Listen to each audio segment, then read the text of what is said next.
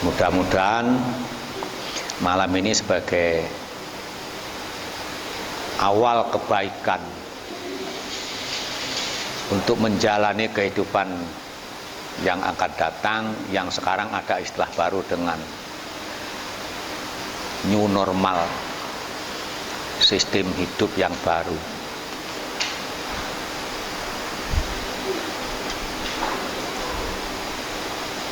Perubahan gaya hidup.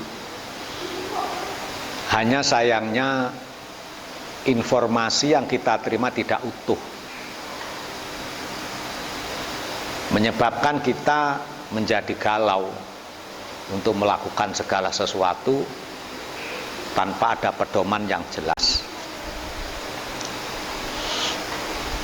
Oleh karena itu, malam ini kita mengkaji hadis yang ke-14 tentang bagaimana menyikapi kehidupan sesama muslim yang nyata-nyata kita tuh sama-sama beragama tapi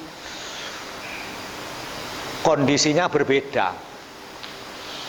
Ada orang yang beragama penuh dengan ilmu sehingga seakan-akan agama yang orang yang beragama dan penuh dengan ilmu itu agamanya paling baik. Tanpa kita sadari kita telah merendahkan orang yang sesama agama yang kita anggap tidak banyak ilmu. Itu yang terjadi. Sehingga tanpa sadar pula sebenarnya kita telah menemukan kebahagiaan hidup pribadi tanpa sadar menyengsarakan orang lain. Mungkin itu yang disebut dengan surga dan neraka dalam pandangan kehidupan beragama.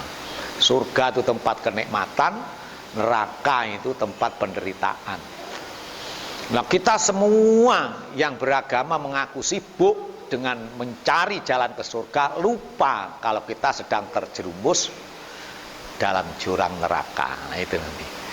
Nah, oleh karena itu hadis yang ke-14 ini menjelaskan tentang hurmatu damil muslim, kehormatan darah orang Islam. Kenapa kok darah tidak jiwa?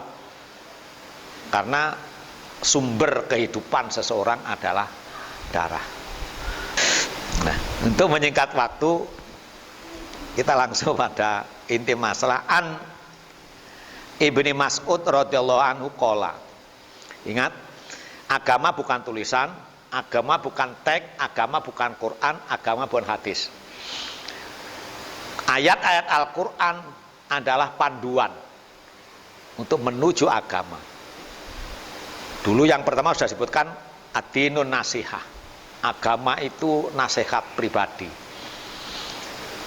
Orang boleh berbicara tentang konsep agama sesuai dengan kapasitas dan kemampuan masing-masing.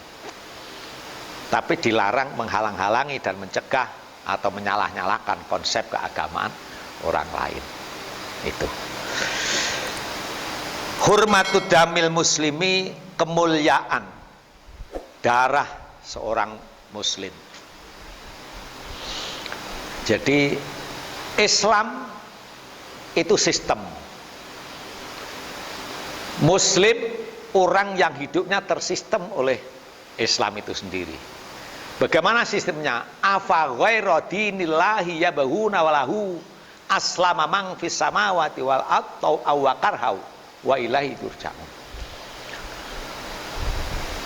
Kalau itu diterjemahkan secara letterlet, apakah kamu akan mencari agama selain Islam?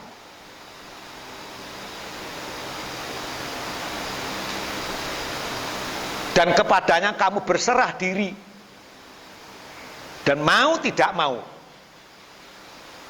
berserah diri kepada zat yang membuat langit dan bumi. Dan mau tidak mau kamu akan kembali kepadanya. Jadi kalau melihat ayat itu, hidup itu hanya proses. Kita beragama itu proses. Tujuan intinya adalah lillahi ma fis samawati wa ma fil ardh.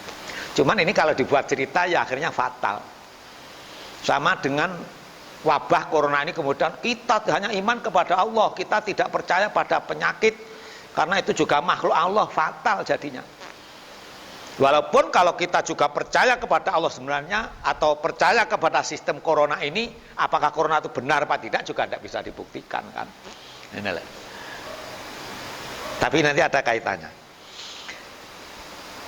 An Ibni Mas'udin, dari Ibni Mas'ud radhiyallahu an, Abdullah namanya, Abdullah bin Mas'ud.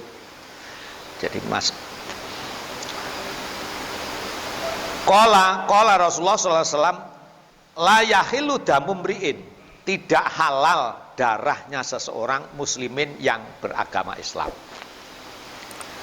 Ini sudah mengecualikan orang yang tidak Islam.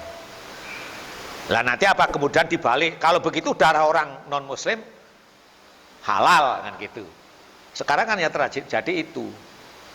Sehingga kalau ada pemimpin non muslim rame-rame digerpol sudah itu. Nah gitu.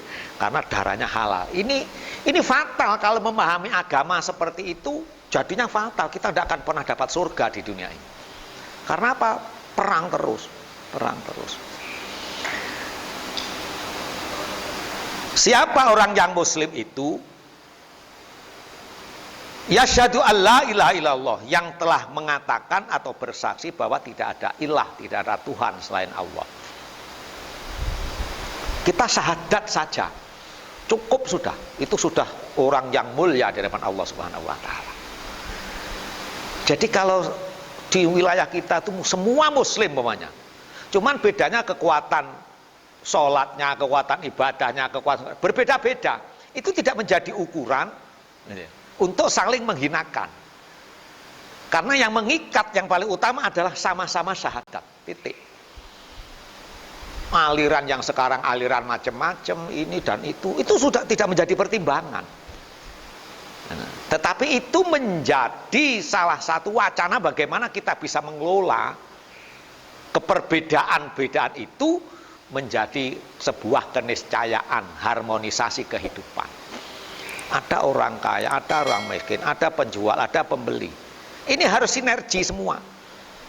Ada orang bodoh, ada orang alim.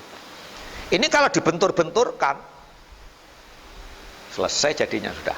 Ada orang ahli ibadah, ada yang tidak ahli ibadah. Jadi itu semua proses. Semuanya akan kembali kepada Allah Subhanahu wa taala. Ketentuan hakikat baik buruknya, selamat dan tidak nanti terserah Allah Subhanahu. Tugas kita adalah saling menghormati satu dengan yang lain. Tidak ada tidak. Kiai bukan kiai, ulama bukan ulama, itu sama posisinya. Sama-sama harus saling menghormati itu tadi. Bahkan hadis yang dulu kan orang yang sudah bersyahadat haram darahnya, haram hartanya, haram jiwanya. Tidak boleh diganggu gugat. Tidak boleh diganggu gugat.